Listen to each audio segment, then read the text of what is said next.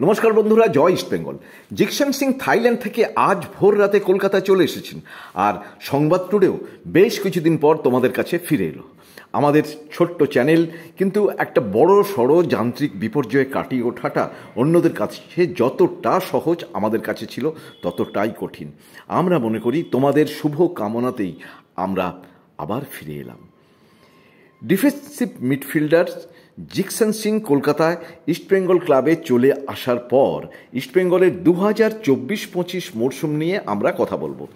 এবারে লাল হলুদ যে দলটা গড়ল তা কতটা শক্তিশালী, কোন জায়গাটা দুর্ধর্ষ মনে হচ্ছে, কোন জায়গাটা আরও একটু শক্তিশালী হলে ভালো হয়, সেক্ষেত্রে আরও দু একজন কাদের দিয়ে অভাব পূরণ করা যেতে পারে, এবং একই সঙ্গে প্রথম একাদশ নিয়ে এই ভিডিওতে আলোচনা করব। আশা করি এই ভিডিও তোমাদের ভালো লাগবে, কারণ এবারের ইস্টবেঙ্গল অনেকেরই হিসেব উল্টে দেবে বলে ব্যক্তিগতভাবে আমি মনে করি। তোমরা কি মনে করছো অবশ্যই কমেন্টস বক্সে জানাবে। প্রথমেই শুরু করছি গোলকিপার দিয়ে। দলের 1 নম্বর গোলকিপার প্রভসোন সিং গিল। কথায় আছে গোলকিপার হলেন দলের লাস্ট ডিফেন্স। গিলের মতো লাস্ট ডিফেন্স ইস্টবেঙ্গলের বড় ভরসা। এছাড়াও এসেছেন দেবজিৎ মজুমদারের মতো গোলরক্ষক, সুতরাং অপশন ভালোই আছে। এবারের ইস্টবেঙ্গল ডিফেন্স, সেন্টার ব্যাকে হিজাজি মাহের আছে, তার পাশে কে আছে? আমরা আনোয়ার আলীর কথা বলতে পারি। ইস্টবেঙ্গলে আসছে আনোয়ার 5 বছরের চুক্তিতে। আনোয়ারকে নিয়ে মোহনবাগান জল ঘোলা করার চেষ্টা করছে, গোলমাল পাকাতে চাইছে। 4 বছরের চুক্তি করেছিল গত বছর তারা আনোয়ারের সঙ্গে, কিন্তু আনোয়ার মেইল করে এবছর জানিয়ে দিয়েছে মোহনবাগানে তিনি আর খেলবেন না, আর থাকতে রাজি নয়। মোহনবাগান তাকে 19 জুলাই অর্থাৎ আগামীকাল শুক্রবার থেকে প্র্যাকটিসে আসার নির্দেশ দিয়েছে, কিন্তু তার আগেই আনোয়ার এআইএফএফের প্লাস স্ট্যাটাস কমিটিতে গিয়ে এই ব্যাপারটা মেটানোর আবেদন করেছে, জানিয়েছে ফিফার 2022 সালে হওয়া আইনে ঘরোয়া ফুটবলে 1 বছরের লোন আর পেশাদার ফুটবলে 4 বছর। সুতরাং সেক্ষেত্রে অ্যাডভান্টেজ আনোয়ার। প্লেয়ার স্ট্যাটাস কমিটিকে 20 দিনের মধ্যে আবেদনের নিষ্পত্তি করতে হবে। আনোয়ার চাইছেন তার ব্যাপারটি দ্রুত এআইএফএফ মিটিয়ে দিক। তা যদি হয় তাহলে তিনি দ্রুত মাঠে ফিরতে পারবেন। হিজাজির পাশে তাহলে যদি আনোয়ার হয়, বা আনোয়ার যতক্ষণ না অ্যাভেলেবেল হচ্ছে ততক্ষণ আমরা বলতে পারি লাল চুনডুঙ্গার কথা। খুব ভালো অপশন। সেক্ষেত্রে লালকে ভালো খেলতে হবে। ও একজন প্রতিভাবান ফুটবলার, কিন্তু গত বছর খুব একটা ভালো খেলতে পারেনি। যদিও ইস্টবেঙ্গল এখনও পর্যন্ত 5 জন বিদেশিকে সই করিয়েছে, এবং সেক্ষেত্রে যদি জর্ডন আসেন তাহলে জর্ডন খেলতে পারবেন হিজাজির পাশে আরেকজন সেন্টার ব্যাক হিসেবে। আর জর্ডন না হলে ইস্টবেঙ্গল এমন একজন বিদেশি নেবে যিনি সিডিএমেও খেলতে পারেন। সাইড ব্যাকে অনেকেই আছে। লেফট ব্যাকে নিশু কুমার আছে, তবে প্রভাত লাগরাকে মনে হয় বেশি ভালো হবে, কারণ প্রভাত গত বছরে জামশেদপুর এফসিতে দুর্দান্ত ফুটবল খেলেছিল, এবং যদি প্রভাত লাগরা হয় তাহলে সেটা আমার পছন্দ। তবে যা বলবেন কোচ কার্লোস কোদ্দাতি ঠিক করবেন বলবেন। আর সবথেকে বড় কথা হচ্ছে যে নিশু কুমার রাইট ব্যাকে খেলতে পারেন, আবার রাকিবও রাইট ব্যাকে খেলতে পারেন, সুতরাং অপশান ভালো আছে। এছাড়া খাবরারও একটা অপশান আছে।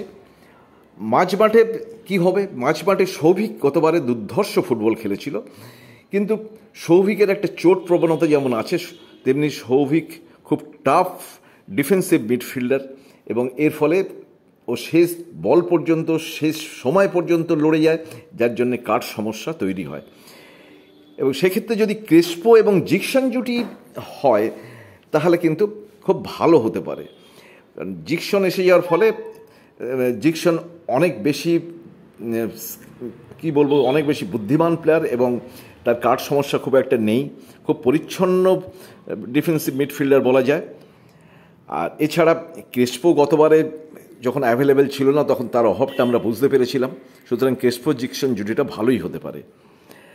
আর ওপরে মানে অ্যাটাকিং মিডফিল্ডার মানে 10 নম্বরে মাধি তালাল, ভাবা যায় না। গতবারে তো ওর খেলা আমরা সবাই দেখেছি, এক্সট্রা অর্ডিনারি ফুটবলার।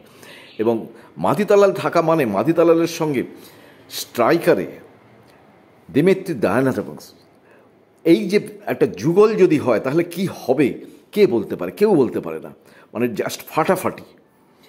আবার দেখুন, দুই উইঙ্গারের বাঁদিকে মহেশ আছে, আর আছে হচ্ছে নন্দকুমার। মহেশ গতবার ডান দিক বাঁদিক দুটোতেই খেলেছিল এবং দেখে মনে হয়েছে মহেশ বাঁদিকে বেশি, উইংয়ে, লেফট উইংয়ে বেশি স্বচ্ছন্দ। নন্দকুমার ডান দিকে থাকবেন তাহলে। আবার ব্যাকআপ আছে, ব্যাকআপে সিবি বিষ্ণুকে আনা যেতে পারে, এবং অনেক সময় গত মরশুমে বিষ্ণুকে আগে নামিয়ে নন্দকুমারকে পরে নামানো হয়েছে, এরমও হতে পারে, খেলানো যেতে পারে। এছাড়া আবার ডায়ামানোটাকোসের সঙ্গে ক্লেটন সিলভা যদি যায়, তাহলে ক্লেটন সিলভা দুটো ফরওয়ার্ডে যদি হয় তাহলে দিমিত্রি ডায়ামানোটাকোস এবং ক্লেটন সিলভা। এছাড়া অ্যাটাকিংয়ে আরও আছে ব্যাকআপ, সায়ন ব্যানার্জি আছে ডেভিড, আছে আমন সিকে। আপফ্রন্ট নিয়ে ইস্টবেঙ্গলের কোনো চিন্তাই নেই, মানে গতবারে যে চিন্তাটা ছিল এবারে সেই চিন্তা একদম চিন্তা নাস্তিক, চিন্তার কোনো ব্যাপারই নেই। যা ব্যাকআপ আছে বা ফাটাফাটি ব্যাকআপ। তাহলে আগামী মরশুম কেমন হতে পারে এবার এক নজরে দেখে নেওয়া যাক।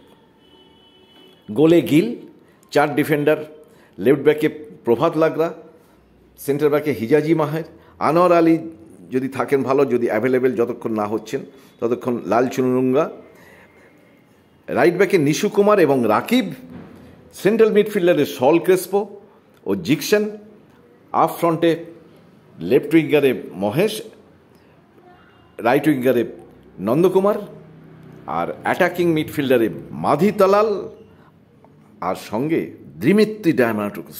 কি জুটি!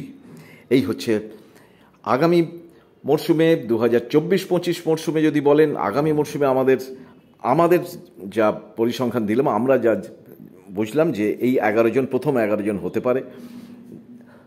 এই সঙ্গে একই কথা বলছি যে 28 তারিখে ইস্টবেঙ্গলের ডুরান্ডের প্রথম খেলা, লোকাল টুর্নামেন্ট হিসাবে, ভারতীয় টুর্নামেন্ট হিসাবে। দেখা যাবে কি হয়, আমরা মেলাবো তখন। আর এরপরে আবার যদি কিছু হয়, যদি জর্ডন আসেন বা কোনো সেন্ট্রাল ডিফেন্সিভ মিডফিল্ডার কেউ আসেন, তাহলে আমরা তখন আবার একটা 11 জন একটু এদিক ওদিক করে নেব। এই বলে আমরা বিদায় জানাচ্ছি। যদি ভালো লাগে অবশ্যই আপনারা কমেন্টস বক্সে গিয়ে আবার কমেন্টস করবেন, এটা জানালাম। আর যদি প্রথম আপনারা এই চ্যানেলে আসেন, অনেক দিন বাদে আমরা ফিরলাম, তাই বলছি যে অবশ্যই আপনারা সাবস্ক্রাইব করতে ভুলবেন না। আমরা বিদায় নিচ্ছি আপনাদের কাছ থেকে। জয় ইস্ট বেঙ্গল।